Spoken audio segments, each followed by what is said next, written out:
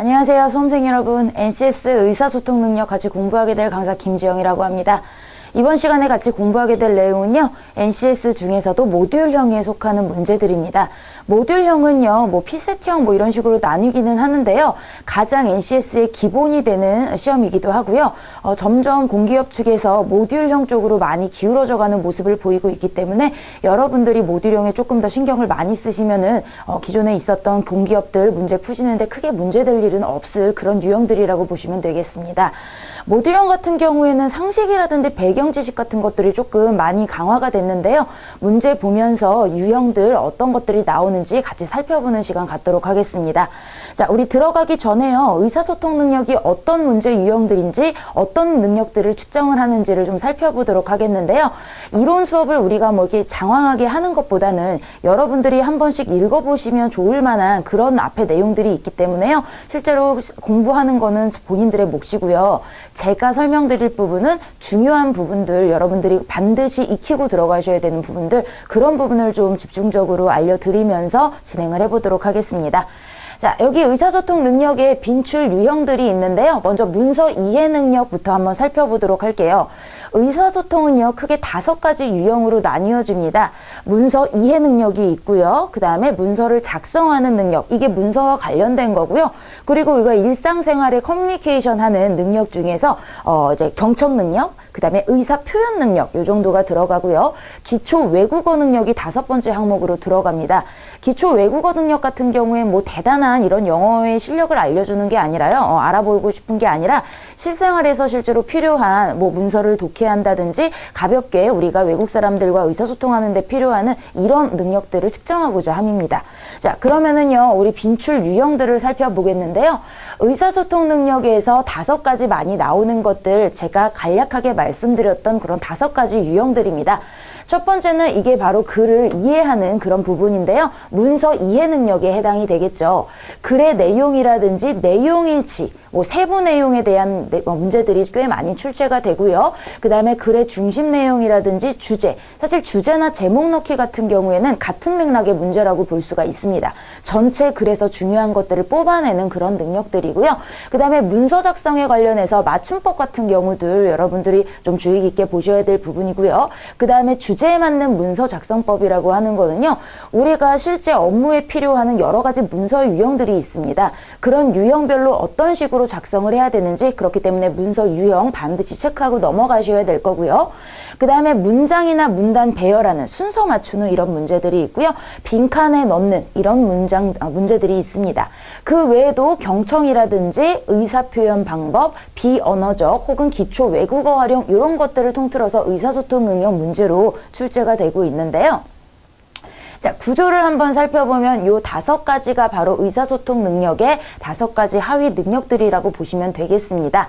자, 문서 이해 능력은 말 그대로 글을 읽고 이해하는 내용이기 때문에요. 이 문서가 어떤 것을 이야기하는지 문서의 목적별로 내가 필요한 정보들을 획득해 나가는 그런 문제들이고요. 문서 작성은 내가 실제로 글로 표현해내는 능력입니다. 그렇기 때문에 이 문서를 만들기 위한 문서 조직 단계부터 개요 짜는 단계부터 교정과 평가까지가 문서 작성 능력에 해당이 되겠고요. 경청 능력과 의사표현 능력은요, 실제로 우리가 상황별로 커뮤니케이션 하는 것들이 중요하기 때문에 그런 곳에 필요한 이런 능력들이라고 보시면 되겠습니다. 실제로 이게 음성 정보가 실제로 등장을 하지는 않지만 대화 과정 속에서 우리가 내용을 이해하고 어떤 반응, 어떤 평가들을 할 수 있는지, 의사표현 능력 같은 경우에도 목적과 대화에 대한 이런 피드백과 관련된 이야기들이 많이 출제가 되고 있습니다. 자, 기초 외국어 능력 같은 경우에도요, 일상생활에서 나오는 회화라든지 아니면은 기초 외국어와 관련된 독해 정도가 출제가 되고 있는데요.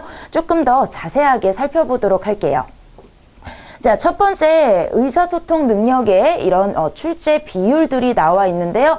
보시면 문서와 관련된 부분들이 출제 비중이 좀 높다라는 거 볼 수 있으시겠고요. 그 다음이 의사표현과 경청 능력, 기초 외국어 능력은 약간 조금 출제가 되기는 하지만요. 약간 독해 부분에서 여러분들이 내가 이 전체를 독해한다기보다는 내가 필요한 단어들을 가지고 내가 문제에 필요한 이런 내용들을 정확하게 뽑아내는 이런 능력들이 중요할 것 같습니다. 자, 그러면은요, 의사소통 능력이 어떤 건지 개요 한번 살펴보겠는데요. 자, 정의는 이러합니다. 두 사람 또는 그 이상의 사람들 사이에 일어나는 의사 전달과 상호 교류이고요. 어떤 개인 또는 집단이 개인 또는 집단에 대해 정보, 감정, 사상, 의견 등을 전달하고 받아들이는 과정을 의미한다. 어떻게 보면 의사소통이라고 하는 거는 서로 간의 의견을 교환하고 받아들이는 과정이라고 볼 수 있겠습니다. 그렇기 때문에 듣는 사람, 말하는 사람과 듣는 사람 사이에 메시지를 주고받으며 이 주고받는다라는 건 피드백까지를 포함하는 거겠죠. 그래서 일방적인 소통이 아니라 상호작용이라고 생각을 하시면 될 것 같아요. 자, 우리가 그럼 중요한 거는 직장 생활에서의 의사소통을 살펴봐야 될 텐데요. 기본적으로는 공식적인 조직 안에서의 의사소통입니다. 그래서 커뮤니케이션이 잘 되는 조직에서는요, 생산성도 증대가 되고 사기도 진작이 되고 정보 전달이 원활하게 이루어지고 상대방을 설득하기 위한 이런 목적을 가지고 이루어지기 때문에 훨씬 더 효율성 있는 생산성 높은 그런 이런 조직이 될 수 있겠죠. 그렇기 때문에 이런 의사소통 능력이 기본적으로 매우 필요한 능력이구나라는 거를 알고 넘어가시면 되겠습니다. 자, 두 번째 나와 있는 것들은요, 의사소통 상황이 우리가 잘 이루어지지 않는 경우에 대한 건데요. 여러 가지 오류들이 발생을 합니다. 자, 이거는 경청이라든지 표현 방법에서 조금 더 자세히 다루어 볼 내용이니까 가볍게 넘어가 보고요. 자, 의사소통을 저해하는 요인들을 좀 나왔는데요. 우리가 쉽게 생각할 수 있는 그런 요인들입니다. 일방적으로 말하거나 일방적으로 듣는 무책임한 마음이 바로 첫 번째입니다. 전달이 됐다고 생각을 한다든지 내가 이해한 게 맞다고 그냥 넘겨버리는 경우들이 해당이 되겠죠. 자, 두 번째는 착각하는 마음입니다.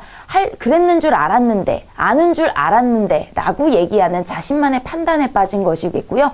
세 번째는 안주하는 마음이라고 표현이 되어 있는데요. 말하지 않아도 알아요, 이렇게 이야기를 하죠. 그런 고정관념이나 선입견 같은 것들을 가지고 우리가 잘못 이해하는 그런 부분들을 얘기하겠습니다. 정말 중요한 게 여기 하나 나왔는데요. 의사소통의 종류들을 이야기하면서 가장 문제에서 많이 출제되는 문서적인 측면들에 대한 겁니다. 그래서 문서 이해 능력과 작성 능력 이렇게 두 가지가 가장 많이 출제되는 거라고 앞에서도 말씀을 드렸는데요. 자, 바로 이 부분 문서 이해 능력의 구체적인 절차 부분이 중요합니다. 이거는 여러분들이 실제로 문제를 푸실 때도요, 내가 이 문제를 어떻게 접근해야 되고 어떤 부분에서 중요한 것들을 뽑아내야 되는지를 파악하는 그런 기본적인 구조도라고 보시면 되겠습니다.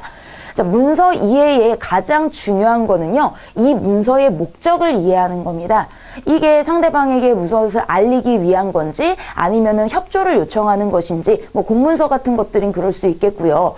그 다음에 여러 가지 목적들, 이거는 사실 문제에서도 마찬가지예요. 이 글의 종류가 무엇인지 무엇을 이야기하고 싶어 하는 것인지를 알아야 내가 문제에 따라서 여기서 원하는 정보를 이끌어낼 수 있기 때문에 첫 번째 선별되어야 될 게 문서의 목적을 이해하는 것이고요. 자, 두 번째는 이 문서가 왜 작성이 됐는지 바로 배경이 중요하겠죠. 그래서 뭐 문제 상황을 지적하는 문서들이라고 한다면 이 문제가 왜 일어났는지 무엇이 진짜 문제인지 원인 파악 같은 거. 결국 이 원인을 파악하고 배경을 파악한다라는 거는요, 가장 문서에서 중요한 주제를 우리가 정확히 파악하는 것이라고 볼 수 있겠습니다. 자, 주제를 파악했으면은 구체적인 정보, 여기서 얘기하고자 하는 문제들, 현안 문제들이 구체적으로 무엇인지 항목별로 따져봐야 되겠고요. 자, 문제를 파악했으면 얘가 나한테 이걸 왜 보냈을까? 이 문제를 어떻게 해결해 달라고 하는 것일까? 이게 바로 내게 요구되는 행동을 생각을 해보는 겁니다. 자, 그러면은 이 문서를 읽고 내게 요구되는 행동을 생각을 해봤으면 이 중에 하나를 취해서 가장 적합한 피드백을 주어야 되겠죠. 자, 그리고 이 마지막에 요약 정리하는 이런 과정까지 이루어진다면 매우 좋겠습니다. 그렇기 때문에 우리가 문서를 이해하는 문제를 풀 경우에는 문서의 목적, 그 다음에 배경과 주제, 여기서 얘기하고 싶은 문제가 무엇인지 이거를 통해서 해결 방안까지 우리가 이 정도는 문제에서 반드시 체크하고 넘어가야 될 부분이라고 꼭 말씀을 드리면서요. 다음 이야기 한번 넘어가 보도록 할게요. 자, 두 번째는 문서 작성 능력입니다. 쓰기 능력에 해당이 되는데요. 문서 작성의 기본적인 구성 요소들이 있습니다. 문서를 쓸 때는요, 기본적으로 객관적이고 논리적이고 체계적으로 내용 구성을 해야 됩니다. 객관적이라고 하는 것은요, 나의 주관이 들어가기보다, 물론 주관이 들어간 글도 있습니다. 하지만 우리가 실질적으로 회사 생활에서 필요한 문서들은요, 객관적인 정보 전달을 기본으로 하는 것들이 대부분입니다. 그렇기 때문에 객관적으로, 논리적으로 짜임새를 구축을 해야 되겠고요. 체계적으로 한눈에 알아보기 쉽게끔 전달을 하는 게 중요하겠습니다.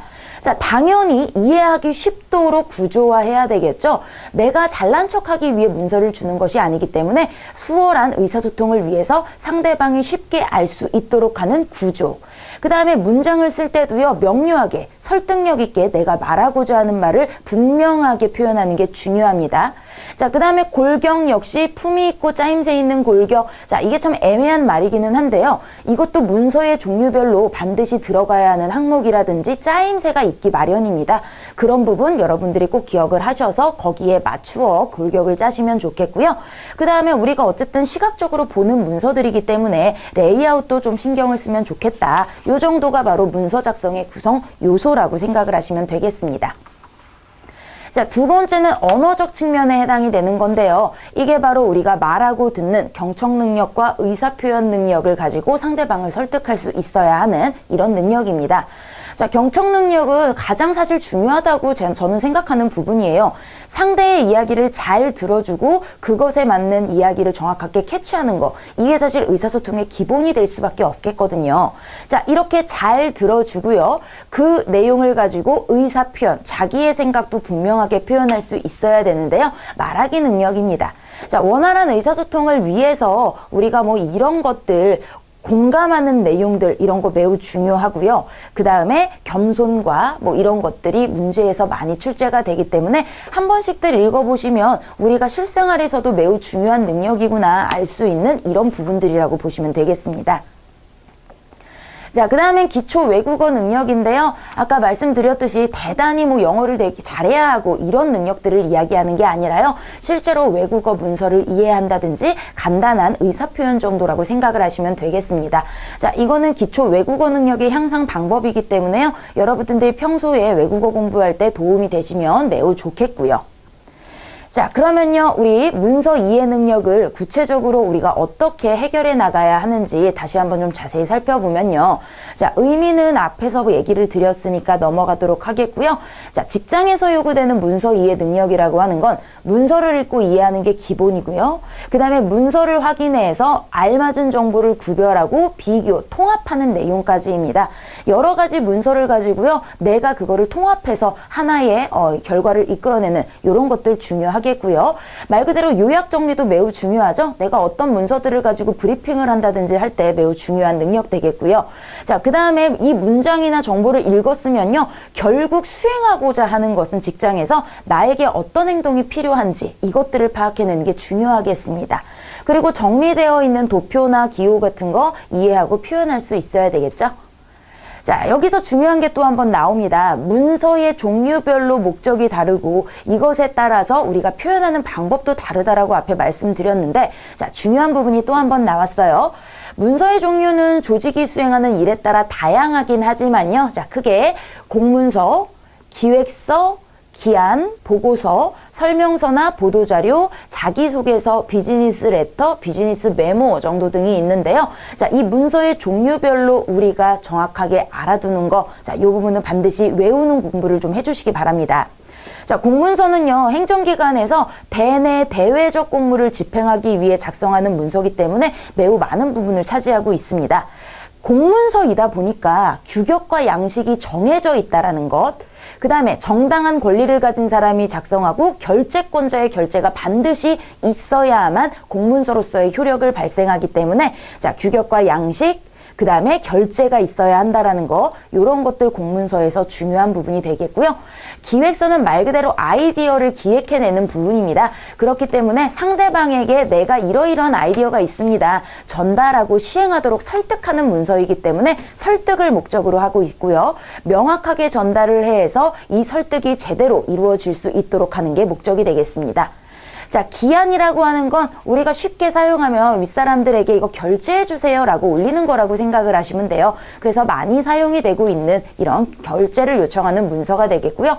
보고서는 다양합니다. 제목을 보시면 이 종류의 이름만 보더라도 이게 무엇을 보고하는 건지 사실은 한눈에 알 수는 있어요. 그렇기 때문에 내가 업무에 관련한 것들을 보고를 하는 문서라고 생각을 하시면 되겠고요. 설명서는 우리가 쉽게 접할 수 있죠. 어떤 상품을 새로 샀을 때 상품 설명서가 대표적으로 이야기하는데요. 소비자에게 알려주는 것이기 때문에 소비자를 대상으로 해서 쉽고 명확하게 알려주는 게 중요하겠습니다. 자, 보도자료는요, 언론 대상으로 하는 거기 때문에요. 우리 회사에서 뭐 이런 거를 합니다. 이런 좋은 이런 문서들이 있습니다. 라는 것들을 기사화될 수 있도록 하는 자료고요. 신문 기사를 쓴다라고 생각을 하시면 될 것 같아요. 앞부분에서 중요한 내용들을 요약해서 딱 먼저 보여주고 그 다음에 그거에 대한 구체적인 내용들로 구성이 되는 게 바로 보도자료겠고요. 자, 자기소개서는 여러분들 한 번씩은 다 써보셨을 거예요. 말 그대로 자신에 대해서 소개하는 이런 문서가 되겠습니다. 자, 비즈니스 레터, 우리 이메일이라고 그러죠. 그래서 말 그대로 직접 방문하기 어려운 사람에게 메일을 통해서 보여주는 것이기 때문에요. 제목이라든지 첨부 파일 같은 것들 우리가 신경 써서 집어넣어야 하겠고요. 비즈니스 메모 같은 경우에도 중요한 일 같은 거 전달을 할 때 메모 형식으로 전달을 하는데요. 우리 의사소통 능력 중에서 전화 메모 같은 것들이 많이 등장을 합니다. 우리가 전화를 걸고 받을 때 혹은 다른 사람의 전화를 당겨서 받을 때 기본적으로 알아야 되는 매너 같은 것들 같이 연결해서 알아두시면 좋겠습니다. 자, 문서 이해 절차 다시 한번 정리를 한 거니까요. 앞에서 정리됐던 내용 확인을 해보시면 좋을 것 같아요. 자, 이번에는 문서 작성 능력에 해당이 됩니다. 자, 의미 앞에서 얘기했지만요. 업무와 관련된 일을 위해서 우리가 이런 중요한 업무라고 나와 있네요. 당연히 문서를 작성할 때에도 목적과 주제는 분명하게 알 수 있도록 작성을 해야 되겠고요. 자, 중요한 거, 누구에게 이야기하는 것인지, 언제까지 전달이 되거나 혹은 언제까지 이게 그 사람에게 이해가 되어야 되는지 이런 대상과 시기가 포함되어야 하며 기획서나 제안서 등 경우에 따라서는 기대 효과 등이 포함이 되어야 되기 때문에 이 5가지 반드시 알아두셔야 되겠습니다. 목적과 주제를 명확히 할 것, 대상과 시기가 포함이 되어야 하고요. 기대 효과도 들어가야 되겠다. 그래서 이런 것들을 만족시키는 문서를 작성할 수 있어야 되겠죠. 자, 그러면 문서 작성의 구성 요소들, 자, 5가지 아까 우리 표에서 한번 살펴봤던 건데요. 품위 있고 짜임새 있는 골격을 가지고 이해하기 쉬운 구조로서 세련되고 안정적이며 효과적인 배치, 레이아웃에 관련된 거였고요. 객관적이고 논리적이고 체계적인 내용으로 명료하고 설득력 있는 문장을 사용하는 요 5가지 구성 요소들 매우 중요하겠습니다. 자, 상황에 따른 문서 작성도 중요하겠죠. 무언가 요청하거나 확인 부탁하는 경우에는요, 기본적으로 공문서, 짜임새 있는 규격에 맞는 이런 양식과 격식에 맞춰 작성을 해야 되겠고요. 정보 제공이 설명서나 안내서 같은 것들이 되겠죠. 혹은 우리가 기사를 위한 보도자료 등을 활용하는데요. 시각자료들 충분히 제시해야 되겠고요. 신속 정확이 중요하다라는 거. 다음 명령이나 지시가 필요한 경우에는요, 업무 지시서를 활용하는 게 좋겠습니다. 제안이나 기획서, 우리 제안서나 기획서라고 이야기하죠. 그렇기 때문에 설득을 위해서 기획서 정확하게 표현하는 게 중요하겠습니다. 자, 여기도 또 중요한 게 하나 나왔습니다. 종류별로 문서 작성법 나와 있는데요. 앞에서 우리가 이러한 문서들은 이런 것들을 위한 것이다. 똑같은 의미입니다. 쓸 때도 이 문서에 맞는 그런 작성법을 이용을 하셔야 되는데요. 자, 공문서예요. 회사 외부, 물론 내부도 있지만 외부로 주로 전달되는 행정업무에 사용이 되는 문서가 공문서이기 때문에요. 육하원칙, 우리가 누가 언제 어디서 무엇을 어떻게 왜가 드러날 수 있도록 작성하는 게 중요하고요. 이런 세부적인 것들 여러분들이 좀 신경 써서 외워주시는 게 좋을 것 같아요. 날짜 작성 시에 연도, 월, 일을 함께 기입하며 마침표를 찍거나 년, 월, 일을 써서 구분을 한다라는 것. 한 장 담는 게 원칙이고요. 마지막에는 끝 꼭 써주라는 거. 내용이 복잡할 때는 항목별로 구별해줘서 한눈에 보기 쉬운 짜임새를 만들어주자는 것. 대외 문서나 장기간 보관되는 문서이므로 성격에 따라 정확하게 기술해주자라는 거. 자, 기획서는 아이디어 올리는 거죠. 그렇기 때문에 무엇을 위한 것인지 핵심 메시지, 내가 하고 싶은 얘기 정확하게 이야기해야 되겠고요. 나의 아이디어를 선택해 주세요 라는 설득력이 중요하기 때문에 상대가 요구하는 점 분명하게 파악을 하셔서 설득할 수 있도록 하는 게 중요합니다. 자, 어쨌든 기획서가 많이 두껍다 하더라도 이걸 꼼꼼히 다 살펴보지는 않아요. 초반 단계에서. 그렇기 때문에 한눈에 파악될 수 있도록 목차 만들어주시면 좋겠고요. 효과적인 전달을 위한 시각화 같은 거, 전체적인 레이아웃이라든지 이런 거 매우 중요하겠고요. 내가 출처를 분명히 밝혀서 인용하는 것들이 글에 객관성을 줄 수 있겠죠. 자, 그렇기 때문에 검토해야 되는 건 사실 모든 문서에서 중요한 내용이라고 볼 수 있겠습니다. 자, 보고서는 내가 하는 내용들 보고하는 거기 때문에 핵심 내용들 구체적으로 제시하고요. 간결하고 핵심적으로, 그 다음에 최종 점검, 얘도 필요하고요. 복잡한 거는 도표나 그림 활용하면 좋겠죠. 마찬가지로 참고자료 제시하는 건 기본이겠고요. 자, 보고를 내가 했을 때는 상부에서 질문이 올 수 있습니다. 그렇기 때문에 예상 질문 사전에 파악해서 준비해가는 게 중요하겠죠. 자, 설명서는요. 우리가 고객이 받아본다고 생각을 하시면 되기 때문에요. 명령하는 문투보다는 평서형으로 작성하는 게 좋습니다. 그리고 정확한 내용 전달, 새로운 만약에 기계를 샀어요. 그럼 그거에 대한 설명이기 때문에 정확한 내용이 중요하겠죠? 상품이나 제품에 대한 설명하는 그림으로 정확하게 설명해 줘야 되겠고요. 전문 용어는 지양하지 않은 것, 이해하기 쉽게 써야 한다라는 거, 소비자는 전문 용어들을 모를 가능성이 높기 때문에요. 전문 용어보다는 쉬운 단어, 도표를 이용해서 그림이나 도표 가지고 어려운 내용들 시각화하는 것 중요하겠고요. 동일한 문장 반복은 되도록 피하는 게 좋겠죠. 자, 그래서 문서 작성의 기본적인 원칙들 읽어보시면 앞에서 나왔던 내용들 정리한 것이고요. 문서 작성할 때 주의해야 하는 것들도 앞에서 반복적으로 나왔던 내용이기 때문에 여러분들이 한 번씩 살펴보시면 좋을 것 같습니다. 자, 그래서 효과적인 문서 작성을 위해서 우리가 이런 것들을 좀 준비해보자 라는 내용이기 때문에 여러분들이 한 번씩 읽어보시고 넘어가시면 좋을 것 같아요. 자, 이번엔 경청 능력인데요. 사실 우리가 의사소통에서 가장 문제가 되는 요즘 공익광고에도 나오는데 잘 들어주는 게 얼마나 중요한지에 대한 공익광고를 제가 최근에 봤거든요.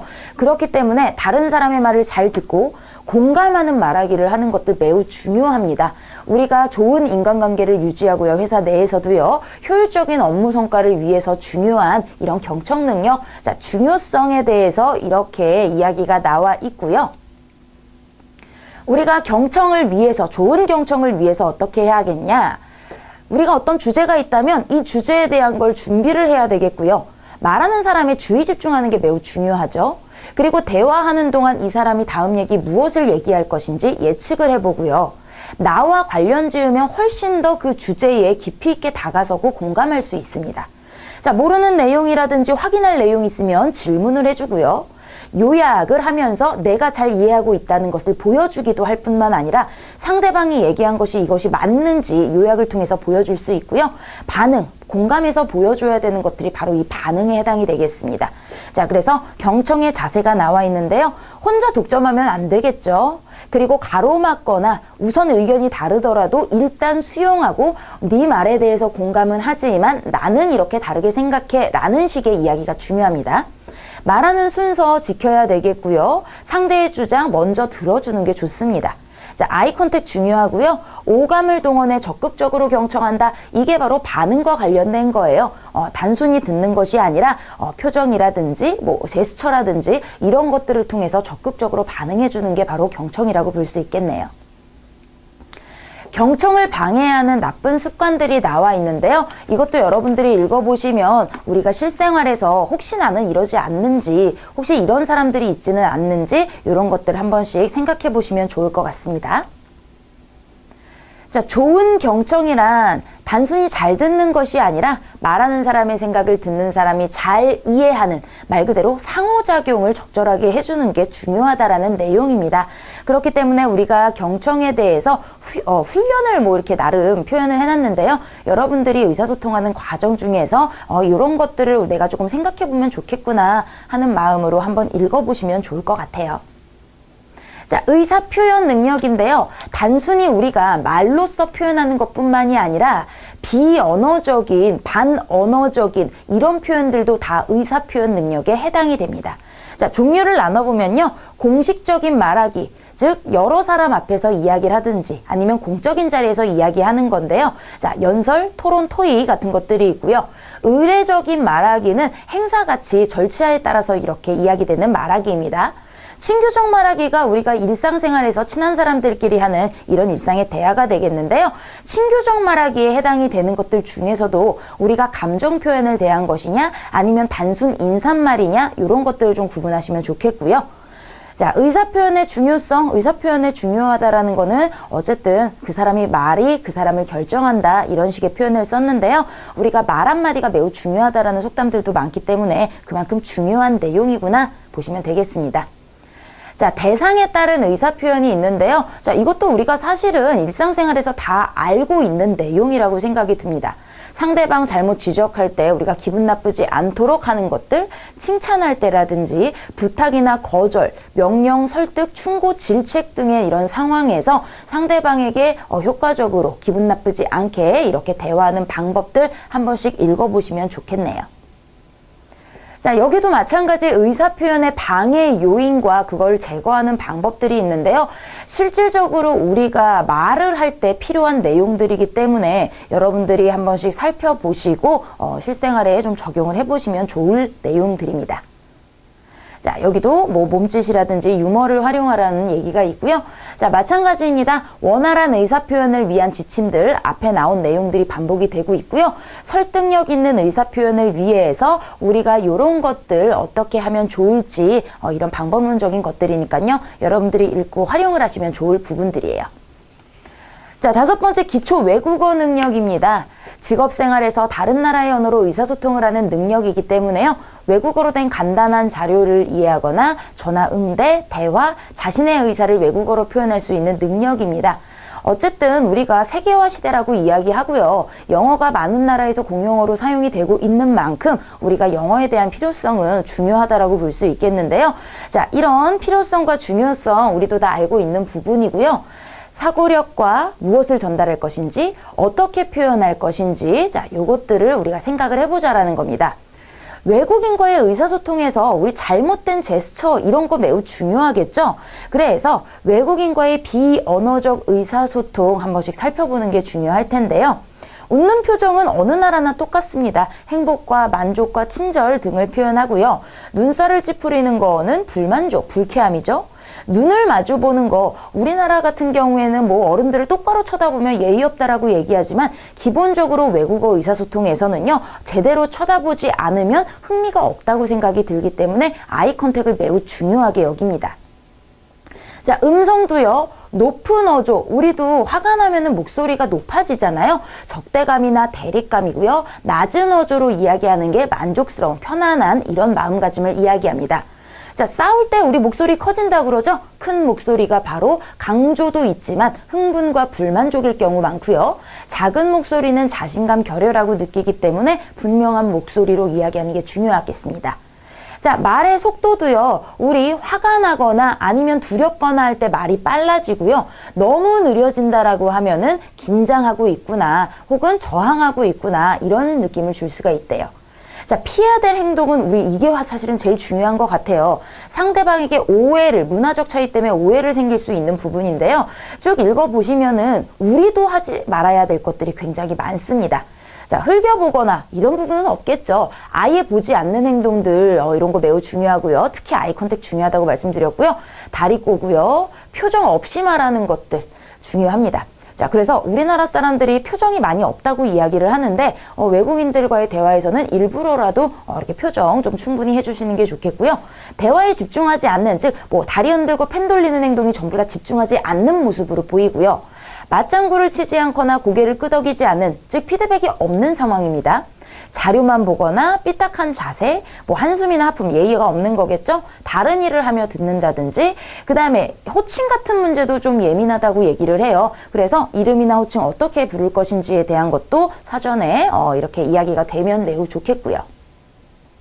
자, 바디랭귀지 있는데요. 자, 이런 것들은 여러분들이 여행을 가셔서도 매우 중요한 부분이기 때문에 한 번쯤 읽어보고 상식처럼 우리가 가지고 있으시면 좋을 것 같아요.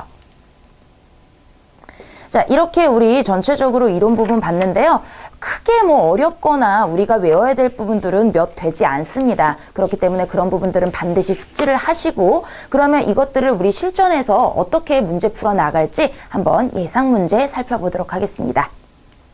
자, 그러면은 우리 기출 예상 문제 1번부터 살펴보도록 하겠습니다. 자, 문서 이해 절차의 순서, 우리 앞에서 공부하고 넘어간 그런 내용이겠죠? 자, 그러면은요, 처음에 나온 부분들을 한번 살펴보면 무조건 4개 다 기억이기 때문에 기억 먼저 살펴봐야 되겠네요. 자, 문서의 목적을 처음 이해한다라고 이야기를 했어요.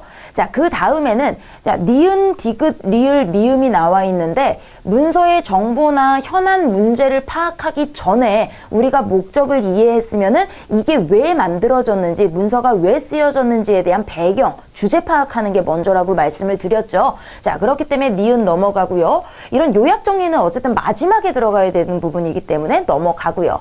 리을 역시 행동 결정도, 행동을 결정을 한다라는 건 문제를 정확히 파악하고 그 다음에 거기에 맞는 행동을 결정하는 것이기 때문에 뒷부분이 되겠고요.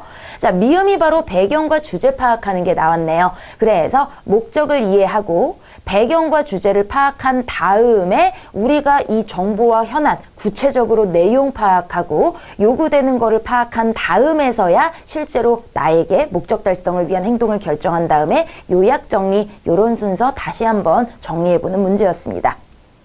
자, 두 번째는요, 다음과 같은 현상으로 나타날 수 있는 영향으로 가장 적절한 것이기 때문에 보기에 나와 있는 게 어떤 현상인지 한번 살펴보면요. 처음부터 딱 나왔어요. 한류입니다. 문화산업은 음악, 영화, 드라마, 음식 등 다양한 경로를 통해 세계 각국의 팬들에게 각인되었다. 근래 우리나라 가수 싸이가 부른 강남스타일, 방탄소년단이 부른 파이어 이런 노래가 세계적으로 인기를 끌면서 한국에 대한 외국인의 관심이 크게 늘었다. 한류 현상은 전 세계적으로 확산되고 있다라는 건데요. 자, 그러면 한류로 인해서 나타날 수 있는 영향, 우리가 요거를 미루어 생각을 해보는 문제입니다. 인구와는 상관이 없겠고요. 우리나라의 외국인 관광객 현재 늘고 있는 이런 상황이겠죠. 한류 때문에 우리의 문화가 사라질 리는 없습니다. 우리의 문화를 세계적으로 전파를 시키는 것이기 때문이죠. 자, 지역 간의 교류가 활발해지면서 다국적 기업에 대한 의존이 감소한다 했는데 우리에 대한 이미지가 좋아지면 다국적 기업도 훨씬 더 많이 들어올 수 있겠고 좋은 경제적인 발전이 일어날 수 있기 때문에 자, 이거는 누가 봐도 외국인 관광객 이야기 2번이 답일 수밖에 없겠네요. 자, 다음 문제 보시면요. 땡땡 기업의 기획실 직원들이 수집한 문구입니다. 자, 이어지는 질문에 답하시오 두 문제가 연결이 돼 있어요. 첫 번째는 위와 같은 글에 대한 설명으로 적절하지 않은 겁니다. 자, 그럼 위와 같은 글이 뭔지를 먼저 파악을 해봐야 될 텐데요. 품격 있는 모든 분들이 선택했습니다. 이제 땡땡이 당신 곁으로 달려갑니다. 성공한 분들과 함께는 승용차 땡땡땡. 이거 광고 문구죠. 그렇기 때문에 위와 같은 글, 아, 광고구나. 이렇게 생각을 하시면 되겠네요. 중심 테마가 하나로 축약되어야 한다. 즉 모든 주제, 내가 이 자동차에 대해서 자랑하고 싶은 건 많지만 그중에 가장 핵심적으로 드러내고 싶은 부분, 하나의 광고에는 하나의 메시지만 넣는 것이 기본이라고 합니다. 그렇기 때문에 중심 테마가 하나로 축약되는 거 중요하겠고요. 어떤 상품이나 사실을 널리 알려서 수용자들의 인지 행동을 변화하는 이런 글이라는 건 광고는 결국 이거 사세요라는 설득의 글입니다. 이 설득의 글을 이런 식으로 표현을 했고요. 대중의 관심을 끌도록 참신하고 독창적인 문안을 작성해야 된다. 광고에서 중요한 게 뻔하지 않은 이거 뭐야? 이렇게 눈길을 줄 수 있는 게 중요하기 때문에 광고에서는 이런 독창적인 거 매우 중요하고요. 그래서 광고 카피라이터 쓰시는 분들 매우 창의적인 분들이죠. 구체적인 단어보다는 상상력을 배가시켜 줄 수 있는 추상적인 말이라고 얘기했는데요. 상상력이 아니라 실제적인 이런 것들은 구체적인 이런 물품들이 있는 겁니다. 가에서는 승용차고요. 나는요. 뭐 머리카락이 나게 하는 뭐 이런 것들인가 봐요. 자, 그렇기 때문에 보통 상상력, 추상적인 이런 것들은 기업 이미지 광고 같은 거에 적절하고요. 이거는 어쨌든 상품 광고에 해당이 되기 때문에 적절하지 않겠구나 알 수 있겠네요. 자, 그럼 연결되는 두 번째 문제 보시면 윗글에 대한 해석입니다. 자, 그래서 우리 첫 번째는 승용차, 두 번째는 머리카락 빠지지 않도록 하는 뭐 그런 뭔지 상품이 정확히 나와 있진 않았어요. 가는 소비자의 모방 심리를 자극하고 있다. 남을 따라하고 싶은 거겠죠? 성공한 분들과 함께 한대요. 그렇기 때문에 이들을 모방하고 싶은 심리를 자극하고 있다. 괜찮고요. 가는 제품에 대한 객관적인 정보를 제공해 소비자를 설득하고 있다라고 얘기했는데요. 객관적인 거라고 하는 건 수치라든지 무슨 자료 인용 같은 게 필요해요.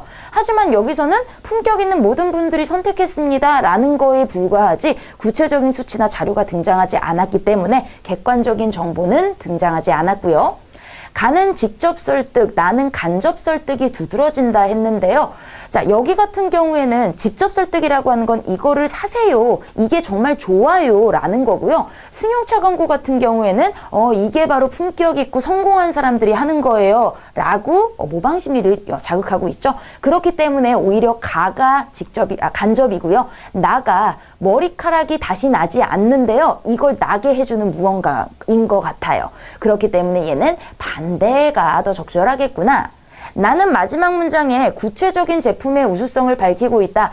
제가 계속 이게 뭔지 잘 모르기 때문에 뭐라고 말씀드릴 수가 없는데 그게 바로 구체적으로 제품이 어떤 게 좋다라는 건지 뭘 하고 있다라는 건지를 알 수 없기 때문이겠죠. 그렇기 때문에 우수성을 밝히고 있다라는 게 틀린 내용. 결국에 우리는 맞는 거 1번 체크하고 넘어가시면 되겠습니다. 자, 이번에는 효과적인 회의 방법을 설명하는 글입니다. 다음 글을 참고할 때 보기의 직원 A부터 E 중 효과적인 회의 방법에 의한 적절한 대화법을 사용하지 못한 사람이 나와 있습니다. 자, 그러면은 요게 바로 효과적인 회의 방법에 대한 거니까요. 어떻게 회의를 해야 하는지를 먼저 살펴보고 거기에 맞춰서 잘못된 방법을 택하고 있는 사람을 골라보도록 할게요. 가족 간에서도 부모와 자녀가 대화를 할 때 서로의 이야기를 듣지 않고 이야기를 한다면 진정한 대화라고 할 수 없다. 회의에서도 마찬가지로 상대의 이야기가 나와 맞지 않더라도 자, 여기 중요한 거 하나 나왔죠? 경청하고 다 경청한 뒤에 반론하는 것이 중요하다. 경청 능력에 대한 거네요. 또한 직급을 따지지 않고 평등한 관계에서 마음 편히 이야기하는 기회가 주어져야 한다. 특히 회사 안에서 회의를 할 때 계급이 낮다고 하여 발언권을 주지 않거나 의견을 무시하는 경향이 있을 수 있는데 이런 점은 좋지 않다. 아이디어를 내기 위해서는 주제에 대해 오랫동안 미리 생각하고 회의에 참석해야 좋은 의견을 낼 수 있고요. 회의 진행자는 문제를 간단히 언급한 후, 진행자입니다. 그리고 문제를 모두 이해했는지 확인도 해야 하고요. 문제의 원인을 물어보도록 한다. 회의 중에는 요약하고요. 실현 가능한 해결책 중요하죠. 한 가지를 선택해야 할 경우가 있으면은 최종 요약 후 투표를 합니다. 발표자는 진행자의 허락을 받아서 발언해야 하겠고요. 또한 회의는 목적에 충실해야 합니다. 방향이 이탈되지 않도록 진행하면서 간단 명료하게 자주 또는 길게 말하는 사람을 중단시킬 필요도 있다. 자, 이렇게 순서에 맞춰서 독점하지 않도록 모든 사람의 의견을 물을 필요는 없지만 모든 사람이 잘 참여하는지 살펴보는 일 해야 되고요. 발언할 때에도 적절한 목소리 크기나 요약적으로 자연스럽게 대화하듯 하는 게 좋대요. 자기 주장만 되풀이하거나 말꼬리를 물거나 비난, 무시하는 발언은 조심하고요. 자신의 의견을 이야기할 때는 긍정적인 시각을 견지한 상태에서 당당한 말투로 창의성 있는 방안을 제시하는 게 중요하구나. 이게 바로 회의하는 방법입니다. 자, 그러면 제대로 사용하지 못한 사람 A입니다. 저는 과장님께서 말씀하신 의견과 좀 다릅니다만 잠시 후 정리해서 말씀드리겠습니다. 자, 다르다라는 의견을 얘기를 했는데요. 정리가 안 된 경우에 정리해서 이야기하는 거 중요하겠고요. 좋은 의견 같습니다. 자, 상대방 의견에 맞장구 쳐주는 거요. 현실적 어려움이 있긴 하지만 극복할 수 있는 방안이 무엇인지 찾아보는 게 좋겠어요. 즉, 상대에게 100% 만족하지 않더라도 우선 좋은 의견 같아요. 하지만 이런 것들은 우리가 좀 더 생각해 봐야 되겠네요. 상대가 기분 나쁘지 않도록 진행하고 있고요. 김사원이 말한 방법은 이번에 적용할 순 없겠지만 언젠가 활용할 수 있는, 이번은 아니지만 언젠가 할 수 있는 좋은 것 같다라고 이야기를 하고 있고요. 이번 한 건은 가장 중요한 사업계획과 관련된 문제이니 사원급에서는 잘 듣기만 하고 대리 이상부터 이야기를 하자라는 거, 바로 여기에 잘못되는 부분들에 해당이 되겠죠. 그렇기 때문에 D 잘못됐고요. 팀장님, 타사에서도 활용할 수 있는 방법 말고 저희가 가진 단점을 오히려 역이용하는 방법은 어떨까요? 이렇게 창의적으로 제시하는 부분도 매우 중요하겠죠. 자, 이번에는 땡땡 기업 신입사원으로부터 입사한 관리본부 소속 직원들이요, 신입사원 연수 프로그램에서 다음과 같은 글을 잘못된 인과관계에 대해 토론하였다. 사원들이 제시한 사례 중 가장 거리가 먼 것인데요. 자, 사실은 요거는 굳이 읽지 않아도요, 잘못된 인과관계의 오류가 무엇인지 알면은 바로 보기를 읽고 우리가 풀어도 되는 문제이기는 합니다. 자, 그러면 우리가 이 잘못된 인과관계를 몰랐다라고 한다면 보기를 읽어봐야 되겠죠. 영어 관용어에 낙타 등뼈를 부러뜨린 마지막 지푸라기라는 말이 있다. 이 말은 어떤 사람이 무거운 짐을 지고 있는 낙타 등에 지푸라기 한 개를 얹자 낙타가 쓰러졌어요. 지푸라기 하나도 제대로 짊어질 수 없는 낙타라며 비난했는데, 실제로 낙타가 쓰러진 원인은 지속적인 호국사 때문인 거죠. 주인이 낙타에게 지푸라기 한 개를 얹은 건 직전의 원인이요, 계속된 혹사가 근본적인 원인인데, 결국 이겁니다. 마지막에 우연히 일어난 사건을 근본적인 원인으로 착각하는 경우, 이게 바로 잘못된 인과관계래요. 자, 그러면 거기에 해당하는 사례 중 거리가 먼 거예요. 게임 하나가 청소년의 폭력을 부른다. 물론 여러 가지가 청소년의 폭력을 부르는데 그 중에 폭력적인 게임이 있을 수도 있지만 게임 자체가 청소년의 폭력을 부르는 일이야 라고, 이게 곧 이것의 원인이야 라고 얘기하기는 힘들다라는 거죠. 이게 바로 이 잘못된 인과관계의 대표적인 사례입니다. 자, 이 사원 보시면 아침 식사를 하면 시험 성적이 좋아진다. 이것도 단순히 아침 식사 요거 때문인가 라는 원인 알 수는 없는 거니까요. 기름진 음식과 여드름의 상관관계도 우리가 밝혀진 것이 아니라 이게 근본적인 원인이라고 착각하는 거에 해당이 되겠고요. 저출산 현상이 지속되면서 학령 인구가 감소하였다. 자, 이거 같은 경우에는 근본적인 원인이 맞죠. 아이를 낳지 않기 때문에 학교 들어가는 애들이 인구가 적어졌어요. 그렇기 때문에 얘는 인과관계가 분명히 드러나 있고요. 얘는 근본적인 원인이고 이게 100% 원인이다라고 이야기할 수 없는 부분들에 해당이 되겠습니다. 자, 이렇게 4번 체크하는데요. 자, 이런 것들이 바로 모듈형의 묘미예요. 즉, 내가 굳이 읽지 않아도 문제에서 이런 내용들을 알고 있다면 우리가 바로 보기 1, 2, 3, 4번을 와서 풀 수 있는 그런 내용들이거든요. 그래서 상식이라든지 이런 배경 지식이 중요하다고 말씀을 드리는 이유가 이런 식의 문제들이 출제가 되기 때문입니다. 자, 이번에는 맹씨의 행동에 어울리는 속담. 자, 속담 같은 경우도 우리가 중요하게 많이 알고 있어야 되는 상식들에 해당이 되겠죠. 자, 그럼 맹씨가 어떤 이야기를 하고 있는지 보시면요. 춘추전국 시대에 서씨성을 가진 사람이 살았다. 학문을 좋아하는 서씨는 제나라에 가서 왕을 만났다. 서씨는 왕에게 임금님, 나라를 다스릴 때는 어질고 너그럽게 다스려야 합니다. 그래야 백성들도 평화롭게 살 수 있고 이웃나라와도 사이좋게 지낼 수 있습니다. 저는 학문을 많이 닦았으니 임금님께 그 방법을 알려드리겠습니다. 제나라 왕은 학문을 좋아하는 사람이므로 서씨의 말을 듣고 아주 기뻐하며 그를 제나라 정승으로 삼았습니다. 서씨 친구 중에 맹씨가 나오네요. 서씨를 찾아와 출세의 방법을 물어서 서씨는 자기가 했던 그대로 이야기를 해주었다. 맹씨는 진나라에 가서 진나라 왕에게 그 방법대로 이야기했더니 전쟁 좋아하는 사람이어서 화를 냈대요. 뭐라고? 여러 나라들이 서로 이기려고 싸우는 판에 나더러 어질고 너그럽게 나라를 다스리라고? 너는 우리 진나라를 망하게 하려고 하는구나. 이렇게 내쫓아버렸다고 합니다. 자, 그러니까 상황에 맞게 말해야 되는데 상황을 파악하지 못하고 무조건 똑같이 행했기 때문에 문제가 되는 거겠죠. 자, 속담을 한번 볼까요? 드나드는 개가 꿩을 문다. 즉 열심히 싸돌아댕겨야 무언가를 얻어온다라는 거예요. 그렇기 때문에 부지런해라 요 정도가 되겠고요. 닭 쫓던 개 지붕 쳐다본다. 개는 못 올라갑니다, 지붕에. 그렇기 때문에 열심히 닭을 쫓다가 닭이 지붕에 올라가니 개가 쳐다볼 수밖에 없는 거겠죠. 내가 열심히 노력했는데 헛수고로 돌아갈 때 닭 쫓던 개 지붕 쳐다본다 이러고요.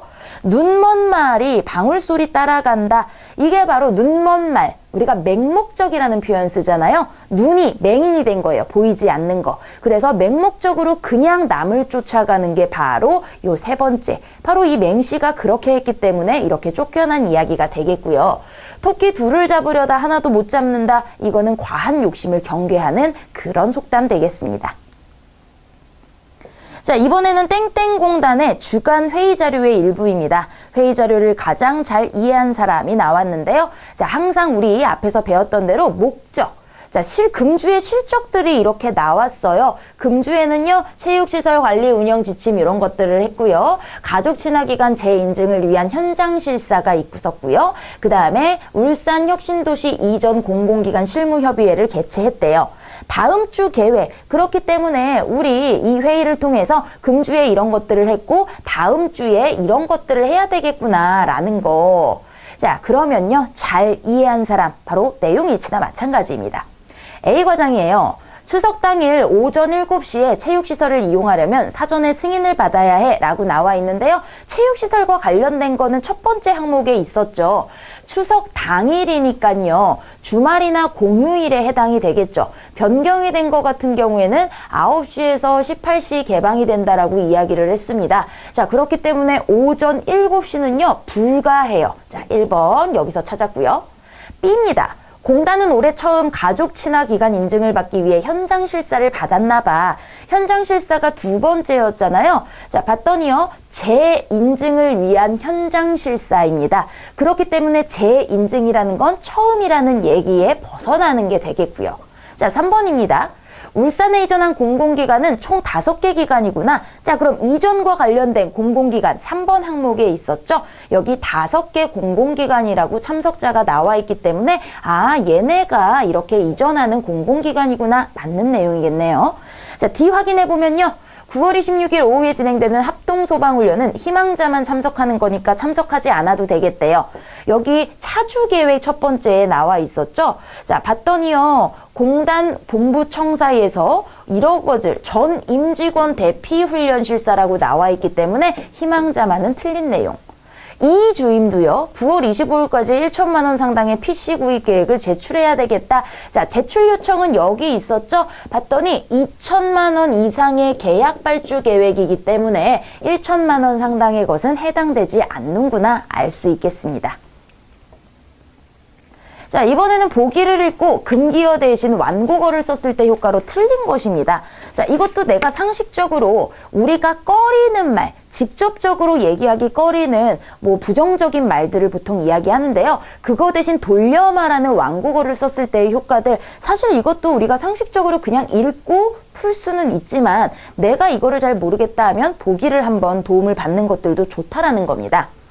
어떤 말이나 행동을 하면 좋지 않다고 하여 금하거나 꺼리는 것을 금기 또는 터부라고 한다. 사람이 죽었을 때 죽었다라 하지 않고 돌아가셨다라고 말한다든지 용변을 보는 것을 가리쳐 변소라 하지 않고 화장실이라고 하는 경우가 전부 완고거를 쓴 경우래요. 격식 있는 자리에서 품위를 지킬 수 있다. 이런 용변을 보는 변소라고 얘기하는 것보다 화장실을 다녀오겠습니다. 품위를 지킬 수 있기 위해서 돌려 말하는 거 좋겠고요. 금기어가 바로 금하고 꺼리는 불쾌하다. 내가 좋지 않다라고 생각하는 것들이기 때문에 바로 불쾌감을 피할 수 있고요. 판에 박은 듯한 표현의 신선미, 신선하라고 완곡하게 돌려 이야기하는 것은 아니죠. 종교적, 도덕적으로 꺼리는 표현, 어른들이 죽었다라는 표현들이 약간 도덕적으로 불민해 보이기 때문에요. 이런 표현들을 돌아가셨다 이런 식으로 간접적으로 나타낼 수 있는 게 바로 완고거 되겠습니다. 자, 이번에 어떤 기업의 신입사원 B가요. 어떤 단어와 유의어, 반의어를 도식으로 표현하고 있습니다.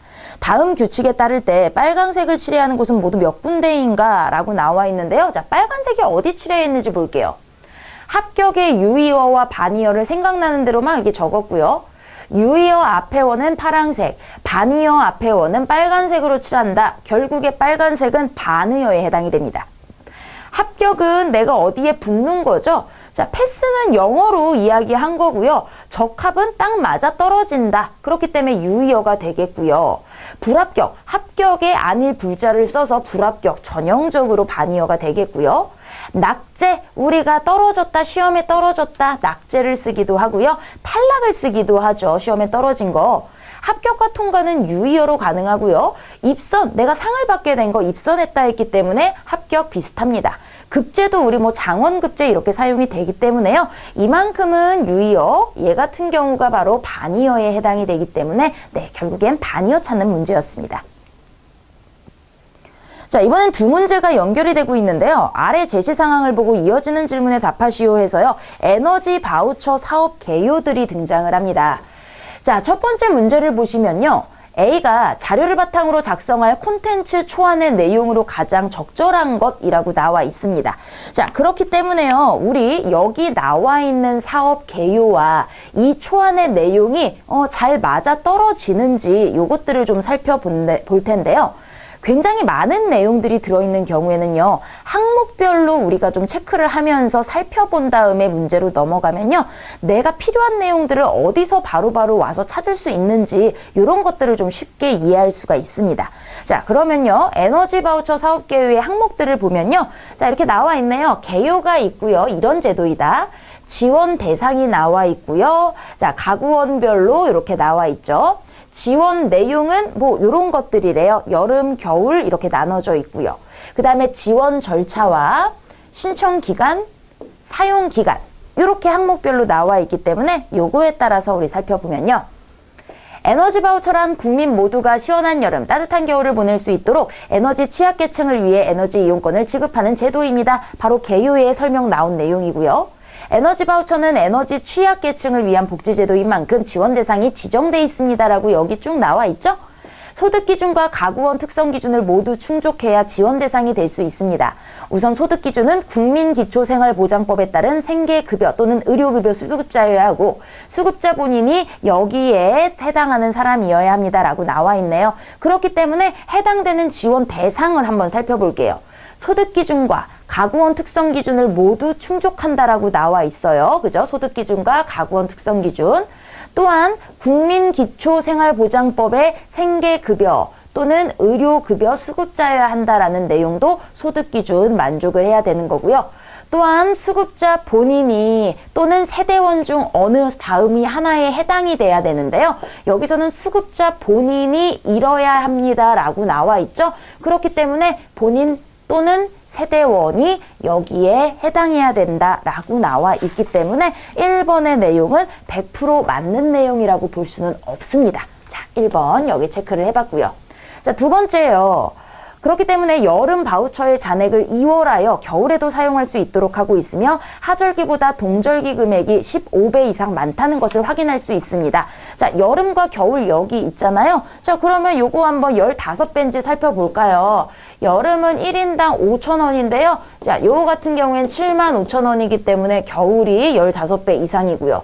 2인 가구일 경우에도 보면은 58에 40이고요. 12만 원이기 때문에 이거는 딱 15배네요. 얘 같은 경우를 보시면 이거는 딱 봐도 10만 원만 해도 15만 원인데 15배가 넘지 않죠. 그렇기 때문에 모두 다 여름 바우처 잔액이 겨울 하절기보다 동절기 금액이 15배 이상 많다는 건 요것만 계산을 해보더라도 틀린 내용이구나 알 수 있겠고요. 자, 세 번째. 이때 모든 바우처 지원금은 현금으로 지급되지 않으며 요금 차감 혹은 국민행복카드와 같은 형태로 지급됩니다. 자, 급여 형태입니다. 자, 봤더니요. 현금으로는 지급되지 않는다라고 나와 있습니다. 자, 그래서 여기서 요금 차감 현금으로 지급되지 않는 거 맞고요. 요금 차감이나 국민행복 바우처 같은 경우 바우처는 여기 있었죠. 수급자 본인 혹은 가족이 신청을 하면요. 바우처가 생성이 되고요.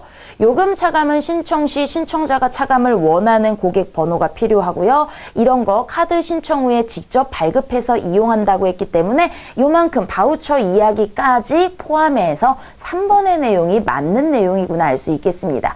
실전에선 바로 다음 넘어가면 되지만요. 우리 나머지도 한번 확인을 해볼게요. 네 번째. 등유, LPG, 연탄, 도시가스를 주로 사용하시는 분들은 요금 차감을 요거 중에 한 가지 지원받으실 분들은 국민행복카드를 읍면사무소 동주민센터에서 만드시면 되겠습니다. 라고 나와 있는데요.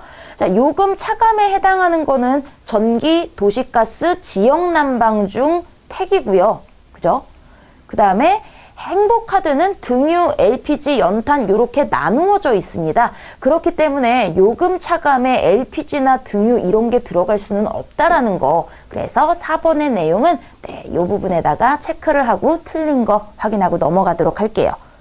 자, 그러면요. 두 번째 내용 한번 보도록 할게요.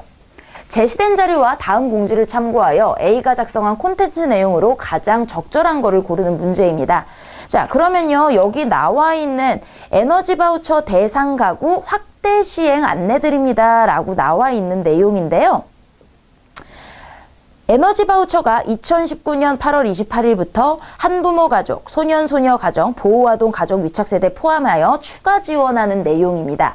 추가 대상 가구는요, 한부모 가족, 소년, 소녀 가정 중 국민기초생활보장법에 따른 이런 생계의료수급자가 포함된 가족 아래 나와 있고요. 신청 기간, 신청 문의, 그 다음에 추가 사항으로 거동이 불편한 경우까지 이렇게 추가 나와 있네요. 자, 그러면요, 이런 항목들 우리 살펴봤으니까요. 산업통상자원부가 이렇게 대상을 넓힌다라고 밝힌 첫 줄의 내용이 나와 있고요. 따라서 올해에는 소득기준과 관계없이라고 나와 있는데 여기서도 소득기준은 충족을 해야 되겠죠? 그래서 1번은 우선 틀렸고요. 2019년부터 20년 겨울 에너지 바우처를 신청하려면 오는 9월 30일까지 신청을 완료해야 합니다. 라고 했는데 신청 기간이 이렇게 나와 있기 때문에 틀렸고요. 지급받은 에너지 바우처는 10월 16일부터 2020년 4월 30일까지 선택해서 7개월 동안 사용할 수 있습니다. 라고 얘기했는데요. 자, 여기 같은 경우엔 신청하는 것들만 추가적으로 된 거기 때문에 실질적으로 이 내용은 이 앞부분에서 우리가 살펴봐야 되겠죠. 자, 봤더니요. 겨울 바우처를 이렇게 사용할 수 있다라고 나와 있습니다. 그래서 사용기간에 해당이 되는 이 부분이 바로 3번의 내용, 우리 맞는 거 체크할 수 있겠고요. 자, 4번 확인해보면 이번 에너지 바우처 신청부터는 기존과 달리 반드시 수급자 본인이 방문할 필요가 없도록 절차가 완화되었으니 많은 신청 바랍니다. 이야기 돼 있는데요. 거동이 불편한 경우에만 직권 신청이 가능하도록 변경되었다라고 얘기했을 뿐이지 본인이 직접 방문할 필요가 없다라고 얘기하는 거는 아니라는 거겠죠. 자, 그렇기 때문에 이 부분에 4번 이렇게 체크를 좀 해볼까요? 자, 다음은 땡땡공단의 고용체류지원부 직원들이 아래 안내문을 읽고 대화 내용으로 옳지 않은 것입니다. 외국인 건강보험 제도 변경 안내인데요. 항상 이렇게 안내문이나 나오면은요, 처음에 나와 있는 내용이 핵심적인 내용들 정리한 거기 때문에 이 제목들이 우선 가장 중요한 내용이고요. 자, 외국인 및 재외국인이 대한민국에서 6개월 이상 체류하게 되면은 건강보험에 당연 가입되는 이런 내용들입니다. 그래서 6개월 이상 체류하는 경우 이렇게 체류지별로 그 다음에 25일까지 불이익, 그 다음에 국민과 동일하다 이런 내용들을 항목으로 이야기하고 있습니다. 자, 그러면요 해당되는 거 A차장부터 보도록 하죠. 유학 목적으로 1년간 한국에서 체류할 예정인 외국인 유학생 지씨는 건강보험이 당연 가입되는 것이죠 라고 얘기했는데요. 자, 여기 얘기했죠. 6개월 이상 체류하게 되면은 유학 또는 결혼 이민인 경우에는 입국하여 등록한 날이라고 이야기했기 때문에 유학 목적인 경우에 가입 가능합니다. 맞습니다. 유학생의 경우 외국인 등록한 날이라고 여기 바로 얘기했었고요. 땡땡 사업장에 근무하는 외국인 근로자 K는 6개월 이상 체류하기 때문에 가입 대상이 될 것 같습니다. 자, 그렇기 때문에 6개월 이상 체류하게 되는 내용 괜찮고요. 그렇지만 외국인에게 적용되는 건강보험 혜택이 우리 국민에게 적용되는 것보다 좋지 않기 때문에 문제가 됩니다 라고 했는데 마지막에 동일하다라는 얘기 했으니 이거 4번 얘기는 틀린 내용 되겠고요. 6개월 이상 체류하는 외국인이 보험료 미납 시의 문제, 바로 체류 허가가 제한되고요. 이거 꼭 지키셔야 합니다 라는 거, 불이익에 해당하는 부분이 바로 5번에 나온 내용이겠죠. 자, 이렇게 내용일치 문제로 풀어봤습니다.